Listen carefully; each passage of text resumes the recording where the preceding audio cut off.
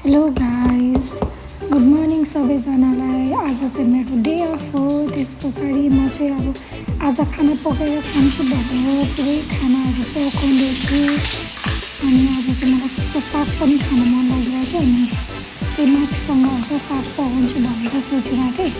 अनि अस्तिदेखि कति धेरै रायोको सागको क्रेभिङ भइरहेको थियो, तर यहाँ अब रायोको सागहरू यताउता मजाले त्यस्तो पाउँदैन कि त सन्डे मार्केट नै जानुपर्छ मधेसतिर।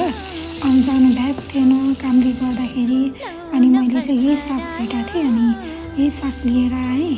त्यस पछाडि पकाउँदै पानी खाँदैछु, गीत सुन्दै सुन्दै पकाउँदै थिएँ, एकदम रमाइलो भएको थियो। अनि फाइनली मैले पकाइसकेँ। अनि यो चाहिँ खोर्सानी मेरो मम्मीले पठाइदिनु भएको, मम्मी सास मम्मी भनौँ न दुईजनाले नै। अनि मैले खाँदैछु अब चाहिँ फाइनली। तर जे होस् मिठो भयो, दामी दामी दामी भयो।